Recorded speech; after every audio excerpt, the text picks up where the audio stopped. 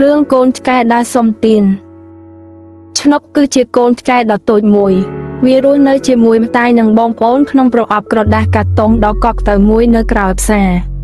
ជារៀងរាល់ថ្ងៃពួកគេលេងដេញចាប់គ្នាយ៉ាងសប្បាយរីករាយថ្ងៃមួយឆ្នុកកំពុងរត់ដេញចាប់មេអំបៅដ៏ស្រស់ស្អាតមួយវារត់កាន់តែឆ្ងាយទៅរហូតវង្វេងរកផ្លូវត្រឡប់ទៅផ្ទះវិញមិនឃើញឆ្នុកមានអារម្មណ៍ឯកានិងភ័យខ្លាចពោះរបស់វាក៏ចាប់តាមស្រែកឃ្លានវាបានឃើញមនុស្សជាច្រើនកំពុងអង្គុយញ៉ាំអាហារនៅតូបលក់អាហារមួយកន្លែង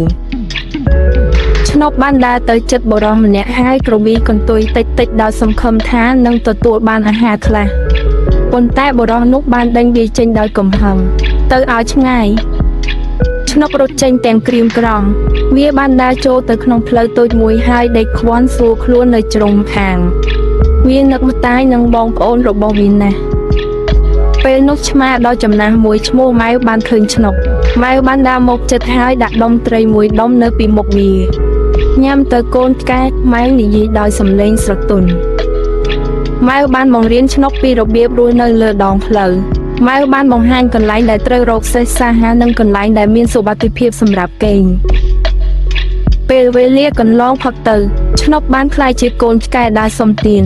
ជារៀងរាល់ថ្ងៃវាដើរតាមផ្លូវហើយសុំអាហារពីមនុស្សដែលវាមិនធ្លាប់ស្គាល់មនុស្សមួយចំនួនមានចិត្តល្អហើយបានឲ្យអាហារដល់វា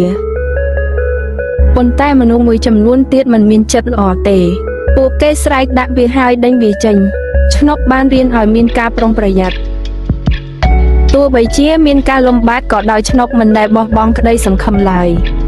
វានៅតែក្រវីកន្ទុយហើយព្យាយាមធ្វើជាមិត្តជាមួយមនុស្សគ្រប់គ្នា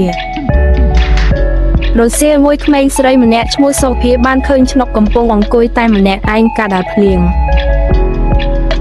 សូភាសោកអាណិតកូនឆ្កែណាស់នាងបានអោនចុះហើយលើកវាឡើងថ្នមរួចអោបវានៅក្នុងដៃដើម្បីឲ្យវាកប់ទៅ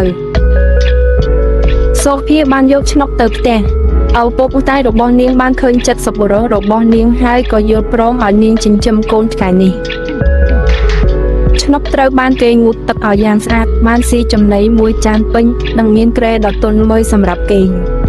ទីបំផុតវាបានរកឃើញផ្ទះហើយឆ្នុកលែងជាកូនឆ្កែដែលសុំទានទៀតហើយឥឡូវនេះវាគឺជាមិត្តល្អបំផុតរបស់សូភាហើយត្រូវបានគេស្រឡាញ់និងដូរឡែជារៀងរហូត